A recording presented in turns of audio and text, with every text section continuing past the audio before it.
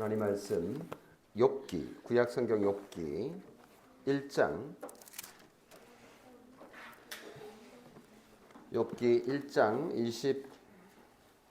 21절 22절 그리고 2장 10절 13절을 제가 낭독합니다. 욥기 1장 21절 22절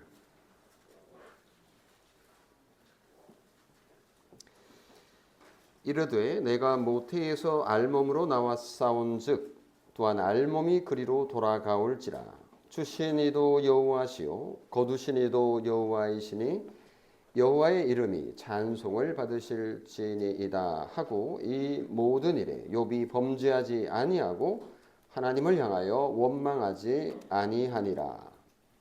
2장 10절에서 13절까지 말씀 이어가겠습니다. 그가 이르되 그대의 말이 한 어리석은 여자의 말 같도다. 우리가 하나님께 복을 받았은즉 화도 받지 아니하겠느냐 하고 이 모든 일에 욥이 입술로 범죄하지 아니하니라. 그때 욥의 친구 세 사람이 이 모든 재앙이 그에게 내렸다 함을 듣고 각각 자기 지역에서부터 이르렀으니 곧 대만 사람 엘리바스와 수아 사람 빌닷과 나아마 사람 소발이라.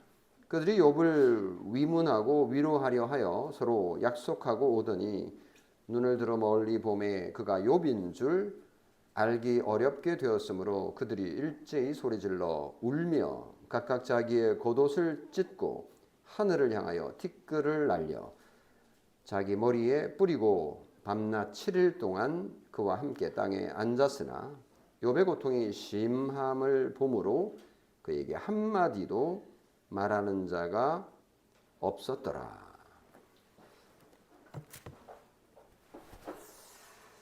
네, 한 달에 한 번 있는 성품 설교 주일입니다.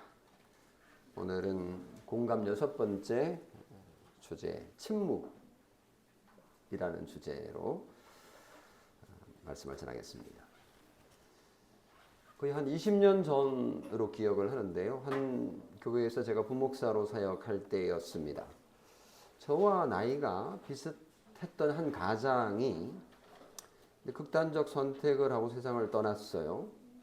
그 어머니가 제가 맡고 있던 교구의 권사님이셨습니다. 그는 아내가 있었고 또 어린 아들을 두고 있었는데 먼저 세상을 떠났으니 권사님의 마음이 얼마나 힘들었을지 상상이 될까요?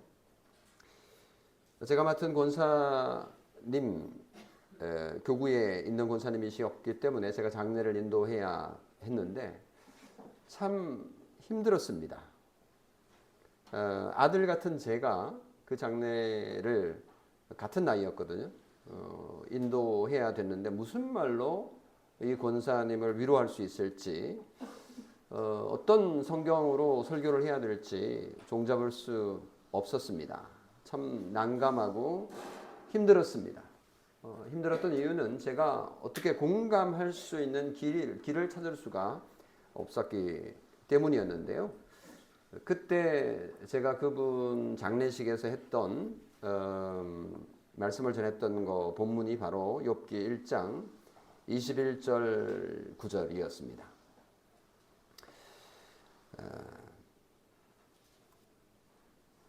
21절 9절이 내가 모태에서 알몸으로 나왔사온즉 또한 알몸이 그리로 돌아가올지라. 주신 이도 여호와이시요 거두신 이도 여호와이시니 여호와의 이름이 찬송을 받으실지니라. 정말 대단하지 않습니까? 욥의 지금 이 고백은 어떤 상태에서 나왔는지 우리가 잘 알기 때문에 굳이 그 성경 구절을 읽지 않았는데요. 욥은 엄청난 부자였습니다. 엄청난 재력가였어요. 당시에도 대단한 부를 가진 이 욥이 그 모든 재산을 잃어버렸습니다. 심지어 아들 7과 딸 3을 잃었습니다. 이런 재앙을 받았던 욥. 이런 경우가 우리 가운데 있다면 어떻게 될까요? 우리도 과연 이 욥과 같은 고백을 할 수 있을까요? 어쩌면 흉내는 낼 수 있을지 모르겠지만 정말 욥과 같은 이런 고백을 하긴 정말 어려울 것 같습니다. 제가 장례식 설교 본문으로 이 본문을 택하긴 했지만 그 권사님이 이 구절로 과연 위로가 되었을까? 물론 욥은 자녀 10명을 잃었고 권사님은 하나를 잃었지만 글쎄요, 이게 위로가 되었으리라 생각되지는 않습니다. 우리가 욥의 이야기를 잘 아는데요. 이 일이 일어난 거는 저희들이 볼 때는 참 어처구니 없어 보이는 하늘에서의 논쟁 때문에 있었던 거잖아요. 우리가 잘 알다시피 사탄이 하루는 하나님 앞에 나타나서 논쟁을 벌이게 된 겁니다.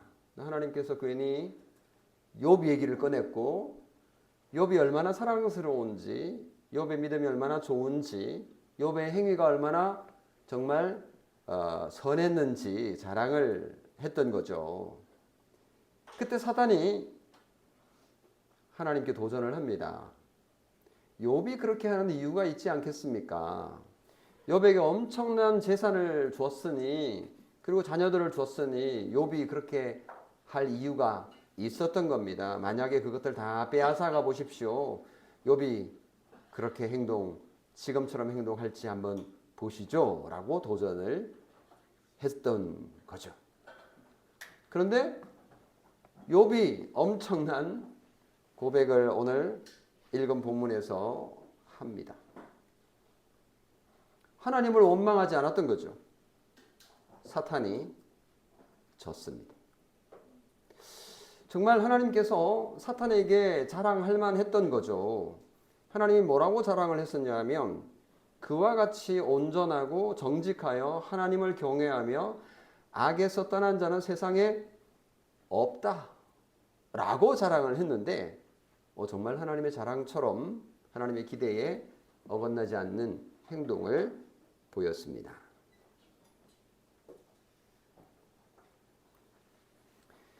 하나님께서 이 사탄의 공격, 그러니까 사탄에게 그 고난을 줬던 거죠.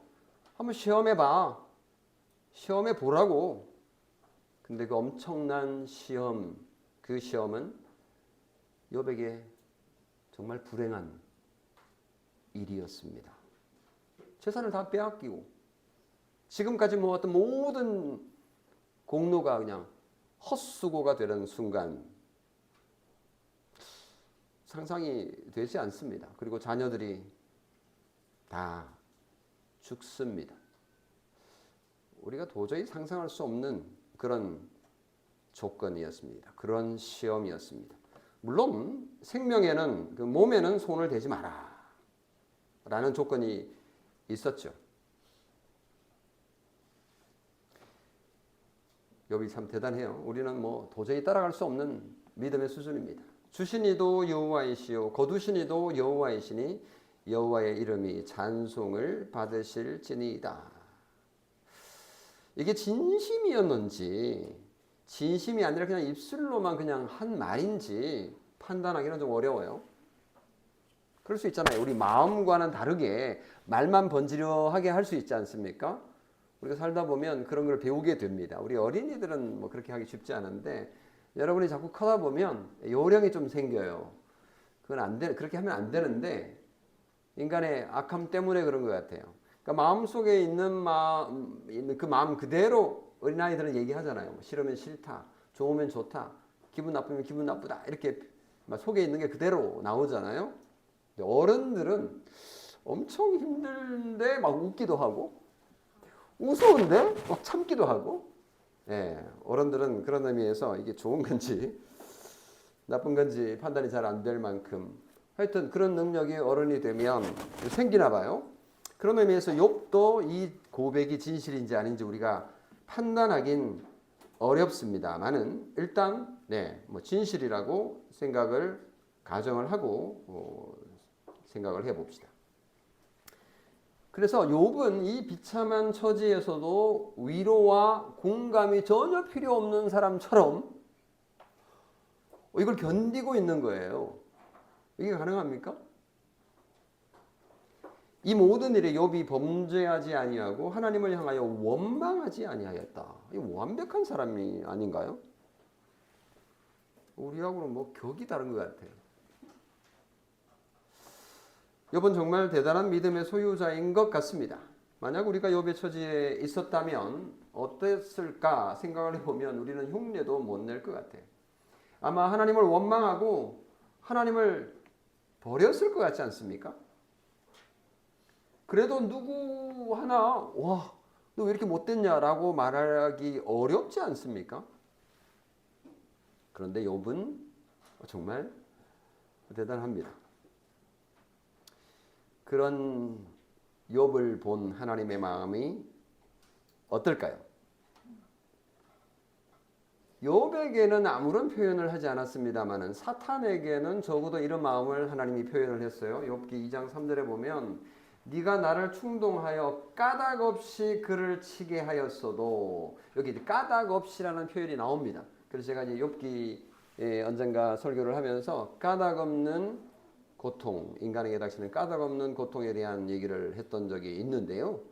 정말 우리가 도저히 세상에서는 이해할 수 없는 고통이 많잖아요. 우리가 살다 보면 왜 저 사람은 저런 어려움을 당하지? 왜 나는 이런 어려움을 당하지? 도저히 이해가 안 되는 까닭 없는 일들이 있는데 까닭 없이 그를 치게 하였어도 그가 여전히 자기의 온전함을 굳게 지켰느니라. 사탄이 일패를 했습니다. 그 정도의 포기할 사탄이 아니죠. 사탄은 집요합니다. 사탄이 다시 하나님 앞에 이렇게 말합니다. 욥기 2장 5절에 이제 주의 손을 펴서 이제 어떻게 합니까? 그의 뼈와 살을 치소서. 그리하시면 틀림없이 주를 향하여 욕하지 않겠나이까? 무슨 말이에요?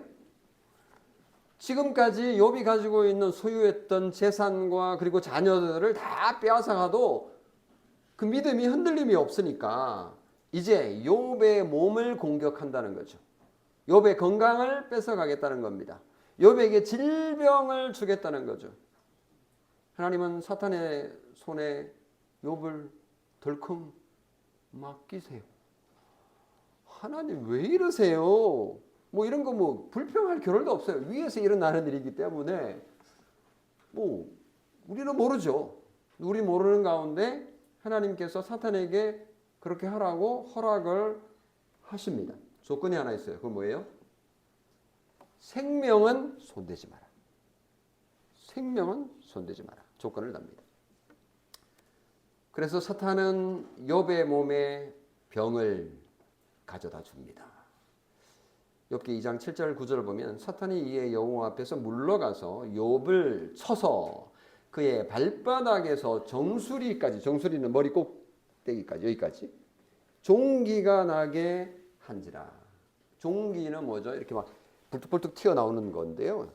뭐 어떤 건지 정확하게 알 수는 없지만 종기라고 번역을 했어요. 뭐 거기 진물도 났을 테고, 하여튼 상상할 수 있는 그런 아주 극악한 상황을 우리가 생각하면 되겠습니다. 그러니까 종기가 나니까 그냥 뭐 종기가 생겼구나 몇 군데 이게 아니라 그냥 발바닥부터 시작해서 머리 끝까지 그냥 뭐 이상한 몰골이 된 그런 지경에 이르렀습니다. 너무너무 힘들어서 욥이 재 가운데 앉아서 질그릇 조각을 가져다가 몸을 긁고 있었다. 이렇게 전합니다. 여러분, 재 가운데 앉아서, 재 가운데 앉았다라는 건 슬픔의 표현이기도 해요. 그러면서도 이 재가 어떤 뭐 치료의 효과가 있다라고 생각을 했을까요? 그리고 너무너무 간지러웠는지 질그릇을 가져다가 그 조각으로, 질그릇은 그 흙으로 만든 토기잖아요. 되게 날카로워서 그 날카로운 것으로 이제 몸을 긁는 그런 비참한 상황 속에 그런 고통을 당하고 있었던 겁니다. 이게 어떤 질병이었을지 우리가 상상할 수 없고 또 분명하게 말하고 있지 않기 때문에 알 수가 없습니다. 이게 뭐 문둥병인지 아니면 뭐 가벼운 피부염이었을지 뭐 일단 긁는 걸 보면 피부 질환이었던 것 같습니다. 그러니까 이 문맥으로 보면 사탄이 가장 힘들다라고 생각되는 고통을 줬을 거 아니에요? 고통이 너무 커서 질그릇으로 그 조각으로 몸을 막 긁어야 하는 그런 상황에 있었다. 저희 집 큰애 예림이가 어렸을 때 뭐 이렇게 아토피 때문에 힘들어했던 기억이 있는데 잘 때 되면 막 이렇게 막 긁어요. 막 긁는 소리가 납니다. 옆에 보면 침대에 보면 들려요. 근데 막 피가 나고 그러죠. 그래서 긁으면 또 이제 계속 악화되기 때문에 못 긁도록 이렇게 뭐 이런저런 방법도 가르쳐 주기도 하고 이렇게 살짝 이렇게 치라라고 말하기도 하고 뭐 딱따구리라고 하면서 딱따구리가 이렇게 턱을 치면 소리 내는 것처럼 그렇게 하라고 시켰더니 밤에 자면서 딱따구리 했던 기억이 지금도 생생합니다. 너무너무 힘드니까요. 뭐 그런 정도가 아니죠. 여긴 욥의 고통이 얼마나 심했고 또 그의 질병이 얼마나 심각했는지 욥의 몰골이 어땠는지 욥인 줄 친구들이 알아보기 어려울 정도였다라고 표현을 하니까 아마 뭐 얼굴도 그냥 종기로 막 가득 덮여가지고 뭐 괴물처럼 됐지 않았을까. 옷도 다 벗어 던졌어야 되지 않을까. 그 고통 때문에. 욥의 고통은 절정에 이릅니다. 단순히 신체적인 고통뿐만 아니라 정신적인 고통까지 왔는데요. 그것은 그의 사랑하는 아내까지도 그를 버리는 아픔입니다. 욥은 그의 사랑하는 아내까지 잃고 마는데요.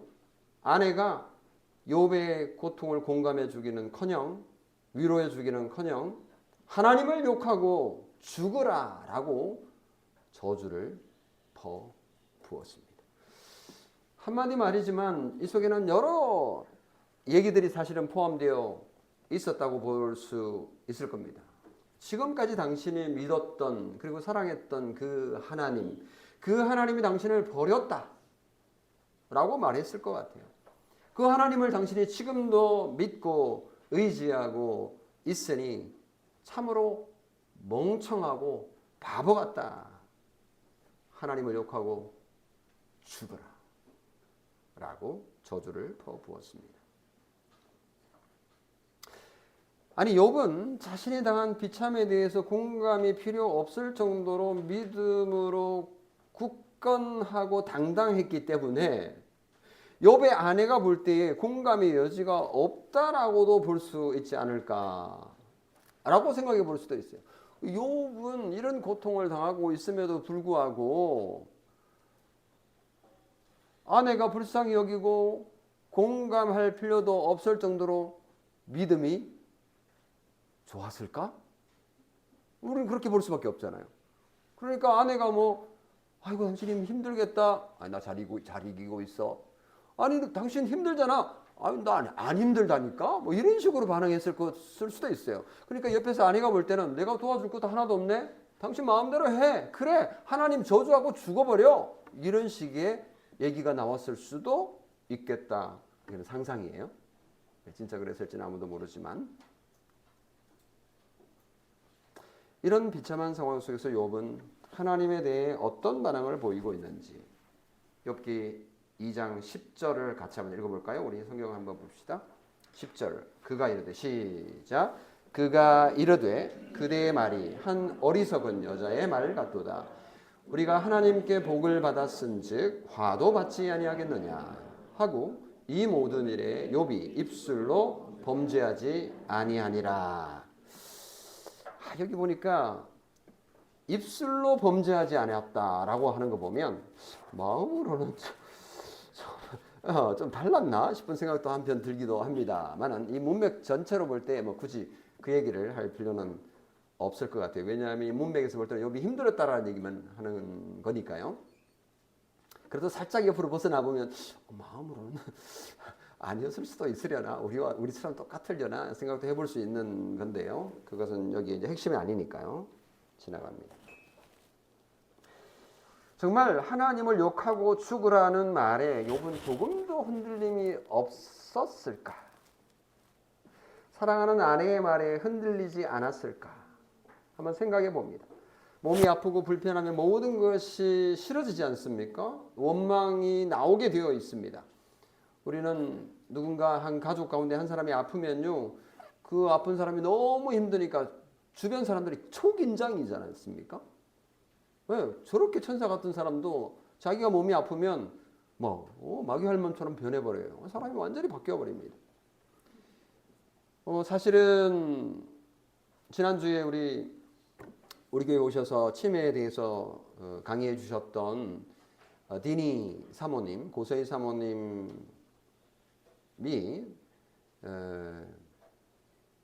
남편이 얼마나 힘들었는지에 대한 얘기를 일부러 안 하시는 것 같았어요. 제가 간접적으로 듣기는 굉장히 힘들었다고 들었거든요. 그 훌륭한 신학자 목사 남편이 막 욕도 하고 그러셨다라는 얘기를 간접적으로 들었어요. 제가 그걸 노골적으로 물어보지는 않았지만 얼마나 힘들었냐라는 질문을 우리 했잖아요. 근데 뭐 때리지는 않았지만 이런 얘기를 한 거 보면 그 말을 하셨거든요. 근데 그에 준하는 것들은 분명히 있었을 것이다. 되게 좀 안 좋은 치매, 알츠하이머였던 것 같습니다. 그러니까 얼마나 힘들었을까 생각해 볼 수 있는데요. 욥의 고통을 옆에서 지켜보던 욥의 아내의 결론은 차라리 하나님을 욕하고 죽어라라고 말할 정도로 남편의 고통이 심했고 아내도 그만큼 힘들었을 것이다 라고 그냥 한번 상상해 볼 수도 있습니다. 옆에서 욥이 당한 고통과 비참을 지켜본 아내의 반응이 그 정도였다라는 걸 생각해 보면 욥의 아내 진짜 못됐네 라고 그냥 넘길 문제가 아니라 그만큼 욥의 고통이 심각했고 힘들었다라는 걸 말해주는 것으로 봐야 되지 않을까 싶습니다. 사실은 욥은 누구보다도 공감과 동감과 그리고 긍휼의 대상이었지만 그 누구도 공감해 주지 않았습니다. 욥의 고통을 공감해 줄 자녀도 없죠. 다 죽었으니까. 그리고 욥의 고통을 이해하며 위로하며 공감해 줄 아내도 없었습니다.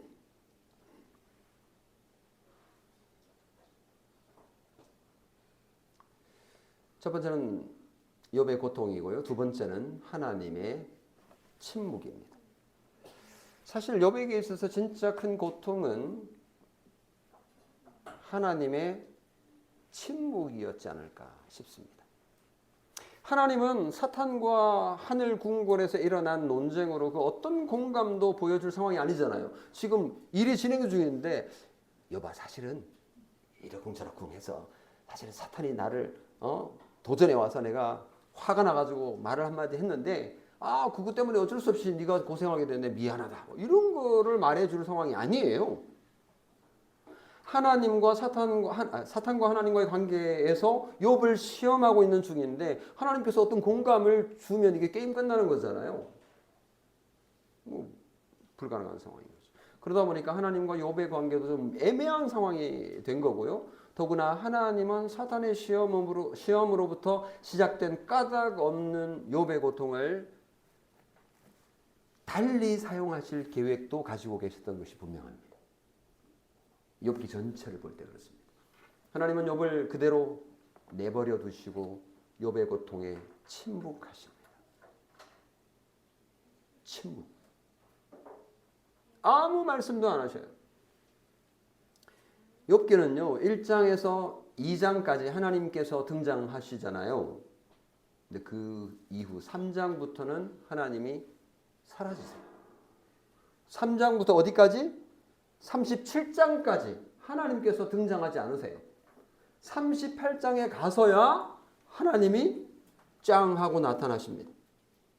38장 1절에 하나님이 그때에 폭풍우 가운데 욥에게 말씀하여 이르시되 한참 지나서야 하나님께서 나타나십니다.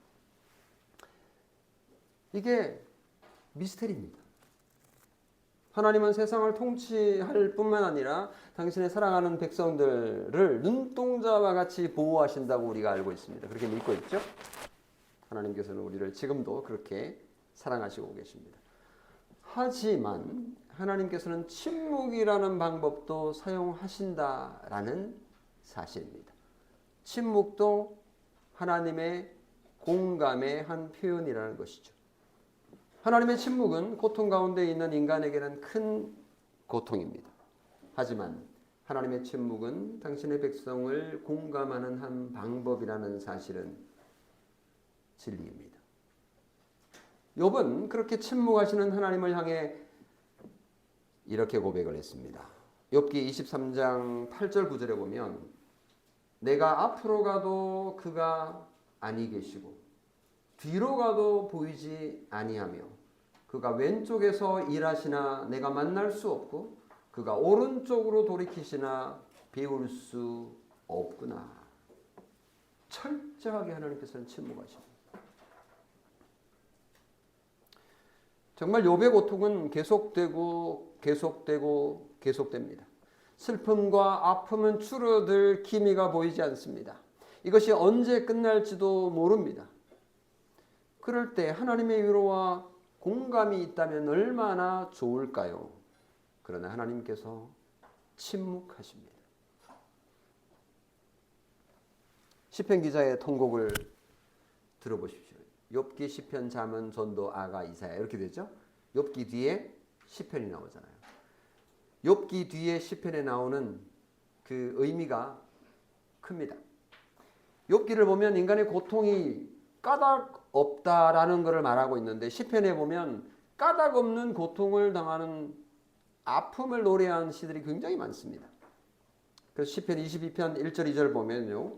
내 하나님이여 내 하나님이여 어찌하여 나를 버리셨나이까? 어찌하여 나를 멀리서 돕지 아니하시오며 내 신음소리를 듣지 아니하시나이까? 내 하나님이여 내가 낮에도 부르짖고 밤에도 잠잠하지 아니하오나 응답하지 아니하시나이다. 이 시인은 얼마나 힘들었으면 하나님의 침묵이 힘들었으면 이런 고백을 늘어놓았을까요? 다른 시편 13편의 1, 2절을 보면요. 여호와여 어느 때까지니까 나를 영원히 잊으시나이까? 주의 얼굴을 나에게서 어느 때까지 숨기시겠나이까? 나의 영혼이 번민하고 종일토록 마음에 근심하기를 어느 때까지 하오며 내 원수가 나를 치며 자랑하기를 어느 때까지 하리이까? 나는 핍박을 받아서 너무너무 힘들고 원수가 오히려 더 잘 되는 상황에서 하나님께서 침묵하고 계시니 더 힘들었던 시인입니다. 그래서일까요? 이사야 선지자는 이렇게 고백합니다. 이사야 45편 15절 진실로 주는 스스로 숨어 계시는 하나님이시니 이스라엘의 하나님이시요 구원자시니이다. 숨어 계시는 하나님. 말도 안 돼요. 그렇죠? 아니 숨어 계시다니요. 침묵하시는 하나님이신 거죠. 침묵하며 숨어 계시지만 하나님은 자기 백성의 구원자이시다 라고 이사야 선지자는 고백하는 거. 오늘 우리 성도들이 고통 가운데 있고 애매한 슬픔, 질병 가운데 있는 우리에게 큰 위로가 되는 말씀입니다.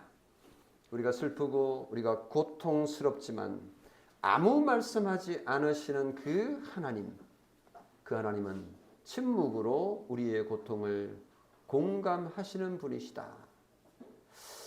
싫지만 하나님의 공감은 이렇게 표현되고 있음을 붙잡으십시오. 스바냐 선지자는 스바냐 3장 17절에서 이렇게 말했죠. 고백했죠. 너의 하나님 여호와가 너의 가운데 계시니 그는 구원을 베푸실 전능자시라. 그가 너로 인하여 기쁨을 이기지 못하여 하시며 너를 잠잠히 사랑하시며 너로 인하여 즐거이 부르며 기뻐하시리라.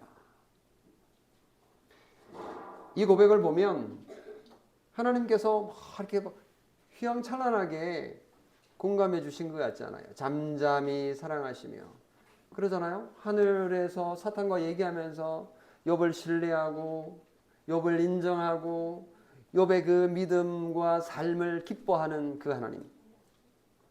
너로 인하여 기쁨을 이기지 못하여 하시며 침묵하시지만 하나님께서는 우리를 기뻐하시고 우리를 구원하기를 즐거워하시는 분이시다라는 고백이 오늘 우리가 붙잡을 고백이 아니겠습니까? 마지막 세 번째, 욥 친구의 공감. 욥의 친구들이 등장합니다. 몇 명이죠? 네, 세 명이 등장합니다. 나중에 또 한 명이 등장합니다만은 세 명이 등장해요. 그 누구도 욥을 공감하지 못하고 욥의 비참한 처지 가운데 돌봐주는 사람이 없는데 진짜 감사하게도 친구 세 명이 등장합니다. 그때 세 명이 등장을 하는데 무슨 이유인지 알 수 없지만 성경에는 욥의 친척이 등장하지 않아요. 삼촌도 등장하지 않고 조카도 등장하지 않고 사촌도 등장하지 않습니다. 대체로 어떤 어려움이 있으면 집안 사람들이 먼저 와서 도와주고 이렇게 하잖아요. 성경도 그렇게 말하고 있습니다. 이게 당연한데 욥기에는 왜 이상하게도 가족이 등장하지 않습니다. 그래도 세상 살다 보면 뭐 일가 친척보다도 핏줄보다도 누가 이웃 사촌이 친구가 최고야. 뭐 이런 말이 있습니다만은 역시 친구일까요? 평소 가장 많은 교제를 하는 사람, 동료나 친구가 어려움을 당하면 친구들이 가장 먼저 달려와서 위로하고 격려하고 도움을 주기 마련이죠. 그때 욥의 친구 세 사람이 이 모든 재앙이 그에게 내렸다 함을 듣고 각각 자기 지역에서부터 이르렀으니 곧 대만 사람 엘리바스와 수아 사람 빌닷과 나마 사람 소발이라. 그들이 욥을 위문하고 위로하려 하여 서로 약속하고 오더니 욥이 재난을 당하고 이제 자기 몸까지 망가진 불쌍하고 비참한 상태에 빠진 욥을 방문하기 위해서 세 친구 엘리바스, 빌닷, 소발이 서로 약속을 하고 방문을 합니다. 욥이 저 앞에 보이는데 도대체 동물인지 짐승인지 알 수가 없을 정도입니다. 욥인 줄 알기 어려울 정도입니다. 그러나 욥이 분명하니 일제히 소리를 질러 울며 뭐 장난한 것 같아요. 각각 자기의 겉옷을 찢고 부모가 돌아가시면 이렇게 하는 행동이거든요. 이스라엘 사람 동방 사람들 그 당시 하늘을 향하여 티끌을 날려 자기 머리에 뿌리고 이게 이제 슬픔의 극한 슬픔을 표현하는 방식이에요. 뭐 우리 같으면 막 땅을 치면서 막 이렇게 했겠죠. 근데 이들의 방식은 막 티끌을 막 날리면서 머리에 뿌리고 이제 이게 슬픔의 표현 방식입니다. 욥의 친구들은 마치 욥이 죽어 장례를 치르는 것처럼 장례 문상을 온 것처럼 행동을 합니다. 욥의 상태가 너무나 비참했기 때문입니다. 곧 죽을 것 같으니까. 이러다 죽겠죠. 고통이 너무 심합니다. 소리를 지르며 웁니다. 너무나 슬퍼서 겉옷을 찢고 하늘을 향하여 티끌을 날렸다. 그 상황이 얼마나 심각했으면 그렇게 했을까 상상해 볼 수 있습니다. 근데 욥의 친구들이 슬픔에 동참하고 공감하는 방식이 좀 독특한데요. 밤낮 7일 동안 그와 함께 땅에 앉았으나 욥의 고통이 심함으로 그에게 한마디도 말하는 자가 없었더라. 여기서 우리가 공감의 한 방식을 좀 배울 수 있는데요. 적어도 7일 동안 침묵했습니다. 그러니까 침묵이 공감과 동정과 긍휼의 표현 방법일 수 있다라는 거죠. 하나님께서 침묵하시지만 그게 내버려 그냥 두는 게 아니라 버린 것이 아니라 하나님의 공감의 표현이다라는 거죠. 아무 말도 하지 않습니다. 사실 이 방법은 우리가 슬픔을 당한 사람들에게 공감을 표현하는 한 방법이라고 저는 봅니다. 대부분의 경우 고통당하는 사람이 방문한 자에게 어떤 해결책을 바란다? 뭐 그렇지는 않습니다. 나 너무 힘들어. 나 좀 위로해줘. 뭐 이런 상태일 거라고 생각을 자꾸 하고 무슨 말을 하지? 장례식에 가면 무슨 말로 위로를 하지? 뭐 걱정이 막 되잖아요. 목사인 저 같은 경우는 더 그렇습니다. 아니, 뭐라고 위로를 해야 되지? 누구나 다 죽는 거야. 너무 걱정하지 마. 뭐 이렇게 해야 되나? 그러다가 뺨 맞겠죠? 예. 이게 무슨 말을 할지가 사실 중요해요. 근데 정말 고통당하는 자에게 줄 수 있는 가장 큰 공감은 어쩌면 아무 말도 하지 않는 것일 수 있습니다. 침묵인 거죠. 사람은 각자 슬픔을 해결하는 방식과 속도도 다 다르기 때문에 일방적으로 내 생각대로 이런저런 말을 쏟아내다가 오히려 상처가 될 수도 있습니다. 신뢰가 될 수도 있고요. 그래서 슬픔을 스스로 해결하도록 내버려 두어야 할 경우도 얼마든지 있습니다. 그래서 정말 지혜로운 건 차라리 아무 말 하지 않는 거다라는 그런 지침들도 제가 장례 매뉴얼에 담았습니다. 그런데 옆에 친구들의 이 침묵은 며칠 동안? 7일 동안. 뭐 우리 같으면 하루도 힘들 것 같긴 한데요, 사실. 아마 1시간도 힘들 것 같은데 7일을 넘어가지 못합니다. 욥기 3장부터 37장까지 엄청난 논쟁이 시작됩니다. 하늘에서는 하나님과 사탄의 논쟁이 있었는데 이 땅에서는 누구하고 누가? 욥과 욥의 세 친구와의 논쟁이 시작됩니다. 욥의 친구들은 욥이 당한 고통과 아픔과 비참함의 이유가 있을 거다. 네가 이렇게 저주를 받은 건 이유가 있을 거다. 네가 분명히 죄를 지은 게 있을 거야. 한번 생각해봐. 라고 훈수를 두기 시작합니다. 욥과의 대대적인 논쟁이 펼쳐지는 겁니다. 아무 말 대잔치가 벌어집니다. 뭐 구구절절 하는 말이 다 옳은 말이에요. 성도 여러분, 우리는 오늘 욥기에서 욥의 고통과 그리고 욥의 친구들의 모습을 보면서 하나님의 침묵을 배울 필요가 있습니다. 요즘처럼 말이 많은 시대가 또 있을까요? 수많은 말들을 우리가 듣고 있습니다. 유튜브를 통해서도 듣고 또 듣고 또 듣습니다. 누구라도 이 말 저 말 하며 뭔가 해결책을 내어놓으려고 합니다. 아니면 해결책을 들으려고 하죠. 그러니까 말하는 사람도 많습니다. 하지만 하나님도 침묵하시는데 사람이 나서서 이러쿵 저러쿵 하는 것이 과연 지혜로울까요? 성도 여러분, 오늘 말씀을 정리하려고 합니다. 엄청난 사건을 한 예로 들어서 우리와 좀 먼 얘기처럼 보일 수 있지만 여기에서 우리가 한 가지 배울 수 있는 공감의 표현, 침묵 배울 수 있습니다. 하나님의 지혜입니다. 우리가 이웃의 아픔과 슬픔을 공감하려면 어떤 때는 침묵할 수도 있어야 합니다. 하나님도 침묵하시는데 인간이 나서서 이러쿵저러쿵 나서는 것이 과할 때가 많습니다. 침묵하시는 하나님을 믿는다면 우리도 침묵할 수 있는 여유가 필요하지 않을까요?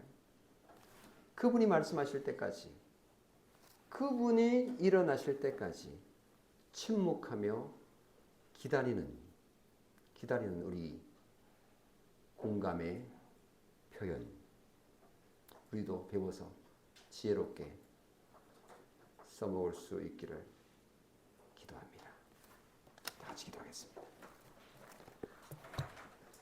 사랑이 많으신 하나님 아버지, 이 세상을 살아가면서 까닭 없는 고통과 슬픔을 경험할 때가 나에게도 있고 또 우리 형제 자매에게도 또 우리 교회 가운데도 또 우리 주변에도 있음을 봅니다. 그럴 때 우리가 공감한다고 이런저런 말들을 늘어놓을 때가 많지만 차라리 침묵하는 것이 훨씬 더 지혜로운 하나님의 방법이라는 것도 오늘 배우게 됩니다. 하나님 아버지, 우리 가운데 애매하게 고통받고 정말 까닭없이 어려운 일을 당하는 경우들이 한두 번이 아닙니다. 그것이 짧게부터 시작해서 길게 이어지는 일들도 우리 가운데는 있습니다. 하나님 아버지께서 그 모든 일들 가운데 침묵하실 때에 하나님의 그 침묵 가운데 하나님의 공감과 하나님의 긍휼과 하나님의 사랑을 경험할 수 있기를 원합니다. 그리고 우리도 그렇게 지혜롭게 행동하기를 원하오니 하나님 도와주시옵소서. 하나님 다 우리 교회를 통하여 하나님께서 얼마든지 부르시는 자들을 불러주시고 다 우리 교회 성도님들을 통하여서 가정과 직장과 학교와 우리의 삶 가운데 하나님께서 영광과 찬송을 받으시고 또 우리가 긍휼히 여기고 또 공감하고 또 동정을 베푸는 저희들 되게 해 주시옵소서. 우리 주 예수 그리스도의 이름으로 기도합니다. 아멘.